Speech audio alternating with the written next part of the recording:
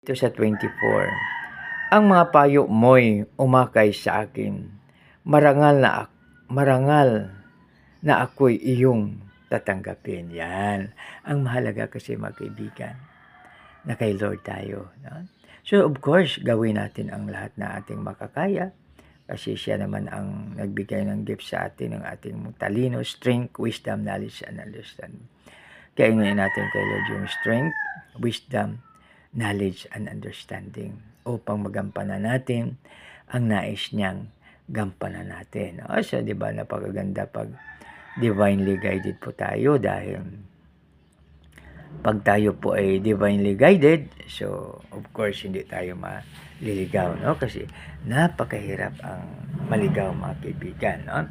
So, yan. So, yan dito naman sa kwan, no? Ang mga payo mo'y umakay sa akin, marangal na ako'y iyong tatanggapin. Sa 25, sino pa sa langit kundi ikaw lamang at maging sa lupay aking kailangan. O yan. Of course, no? So, si Lord ang ating Jehovah Jireh. Siya ang provider natin. Siya ang Jehovah Rapha. Siya ang pinaka-the best na doktor, no? At saka pinaka-best na counselor dahil perfect talaga, no? Tapos dito sa 26 mga kaibigan. Sa 26, puso ko't kaluluwa kung manghihina man. Ang Diyos ang lakas kong tanging kailangan. So yan, no? So halimbawa, manghina man tayo. So siya ang source of strength, no? Kasi minsan, no, sa ating paglalakbay o kaya sa ating buhay, minsan, no, kailangan natin gawin ito, gawin yan. Subalit, mga kaibigan, pag nandyan ang Diyos sa atin, madali nating ma-accomplish, no? Dahil siya ay magbigay sa atin ng strength, wisdom, knowledge, and understanding. Pag yan po ang ating gagawin, napakaganda, no? So dahil ito ay tinatawag natin na mayroong divine guidance, no? Pag mayroong divine guidance, ibig sabihin perfect yan. Ibig sabihin kalooban ni Lord ang ating sinusunod, no? Kaya napakaganda na ang kanyang kalooban ang ating susundin upang napakaganda, no?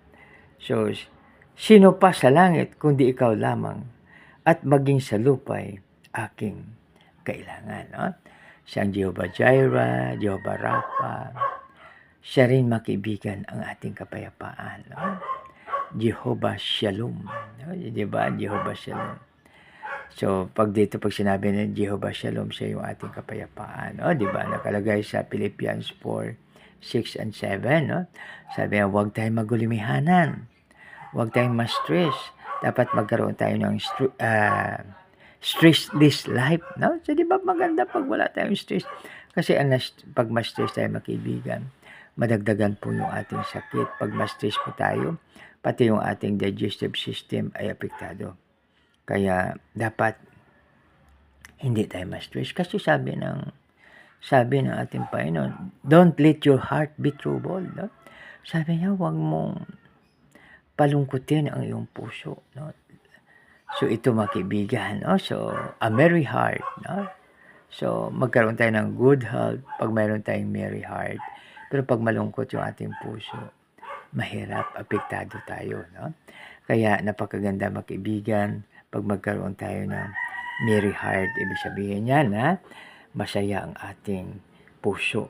Puso ko't kaluluwa kung nanghina man, ang Diyos ang lakas kung tanging kailangan. O yan, lahat nandyan sa kanyang kasulatan. Nandyan sa Biblia, mga kaibigan, no? So, siya naman ang ating Jehovah Ruhi. Ibig sabihin siya at pinaka-good shepherd. Pinaka-the best na shepherd, no? So, ang shepherd ay mayroong tinatawag na tungkod, no? Tapos mayroong pangkawit doon sa likuran, sa pinakadulo niya, na kung maligaw ang tupa, binabalik siya sa tamang daan. So, ganun po yun, mga kaibigan. The Lord is our shepherd, no? So, ibig sabihin na sure tayo, napakaganda dahil Si Lord ang ating tinatawag natin na siya yung ating shepherd. No? So yan. Tapos siya naman ang naglilinis sa atin kasi lahat naman po tayo ay makasalanan. No? So yan. No? So kaya punta na tayo sa 27. Yaong hiwalay sa iyo'y mamamatay at ang nagtataksil wawasaking tunay. No?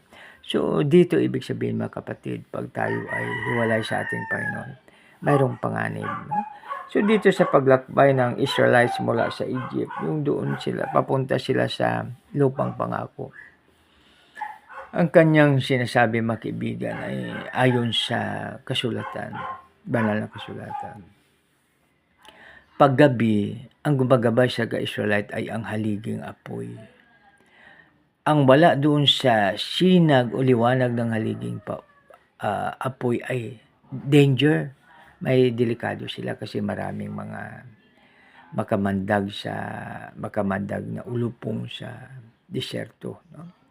So pag wala doon sa liwanag, danger. Parang isang pamilya. No? Ano ba, umalis tayo sa ating pamilya, lumayas. So ang covering ngayon ng Father, mawawala na, hindi ka na masakop. No? Subalit ang prayer naman ay walang distansya o kung ano pa man. So yan po, no? So dahil sa panahon ng tinatawag natin na pandemic, mayroong tinatawag mga kapatid na mga kaibigan na tinatawag natin na ano ba ito siya, na simbahan sa bawat tahanan, kapilya sa bawat pamilya. So napakaganda siya, no? So ibig sabihin na dito ang pattern o kaya ang suggestion ay ang tatay ay mangunguna sa pag-worship, no? O kaya sa prayer. Siyempre ang buong pamilya. Kung wala ang daddy dahil ba sa abroad, no? Dahil sa trabaho, yung mommy. At pag wala yung mommy at daddy, yung panganay, no? Siya ngayon ang tatayo na magiging siya ang maging leader sa gawain nila sa religious aspect sa kanilang buhay, no? So di ba napakaganda mga kaibigan, no? Ulitin ko po sa 27, yaong hihiwalay sa iyo'y mamamatay at ang nagtataksil wawasaking tunay. So ito po mga kaibigan, no? Na mas maganda pag tayo anuman ang mangyari, manatili tayo na sa ating Panginoon. So dito sa last verse, ngunit sa sarili, tanging hangarin ko. Sa piling ng Diyos, manatili ako. Sa piling ng Panginoong Yahweh, ako'y mapanatag.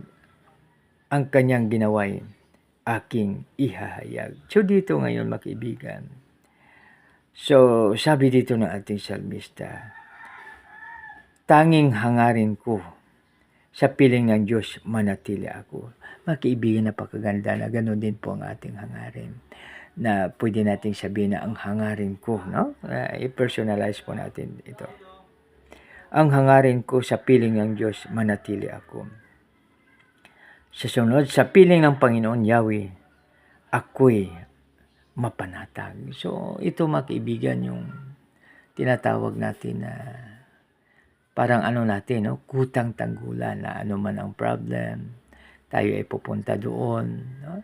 Manikluhod tayo sa ating Panginoon, ando po natin ating buhay at hingi tayo ng tulong sa Kanya. Tapos dito, ang Kanyang ginawa'y aking ihahayag. So dito mga kaibigan, ito yung tinatawag natin na testimony o sharing. No? So pag sa ibang grupo pa, tawag natin na blessing report. No?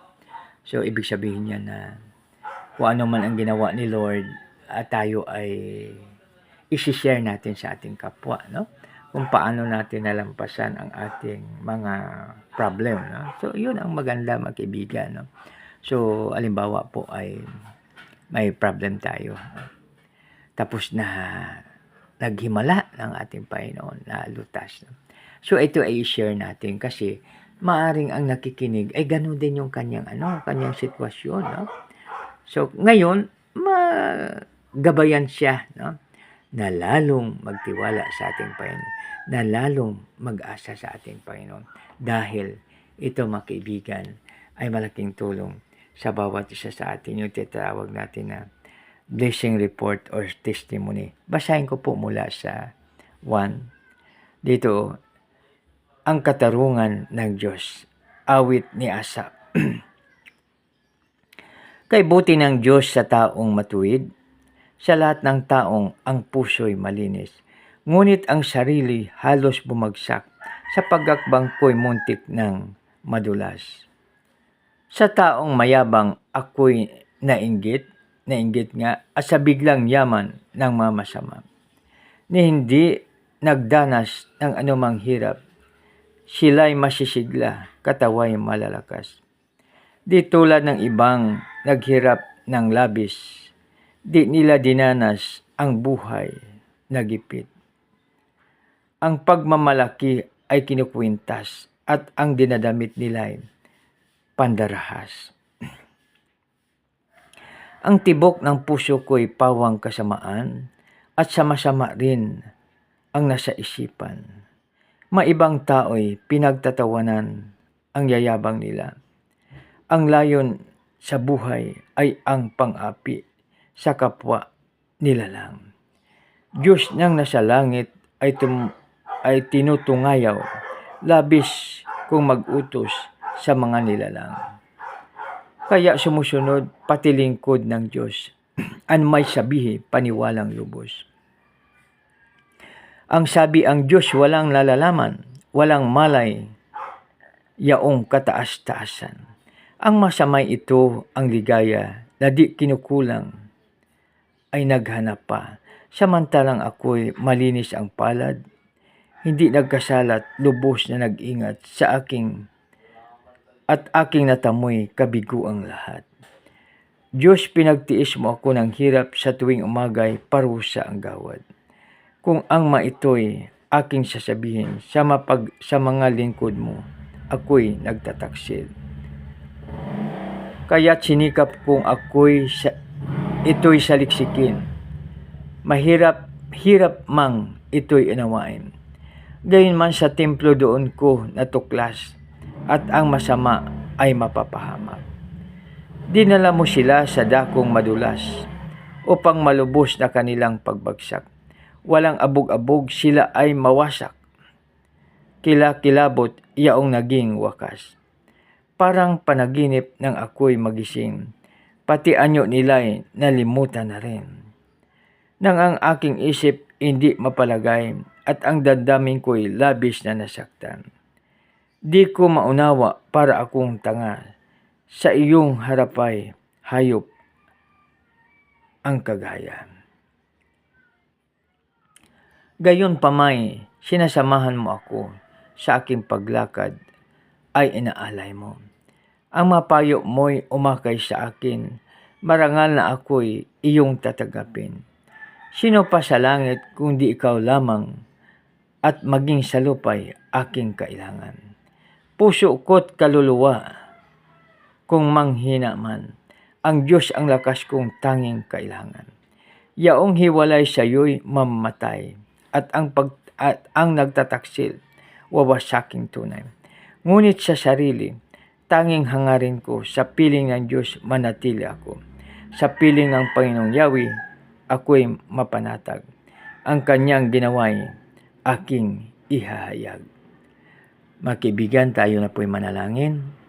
Panginoon, maraming salamat sa iyong salita. Lord, tulungan mo po ito na manatili sa bawat isa sa amin at tulungan mo pa rin po ito na i-share, O Lord. Lord, gamitin mo po kami sa makapangyarihan paraan sa iyong ubasan, sa iyong kaharian, O Lord. Sa aming dakilang Ama, ang Diyos na Abraham, Isaac at Jacob, dinadahin po namin ito sa matamis na pangalan na iyong anak na si Jesus na aming pagligtas. Lahat po ay magsabi ng Amen and Amen. God bless us all.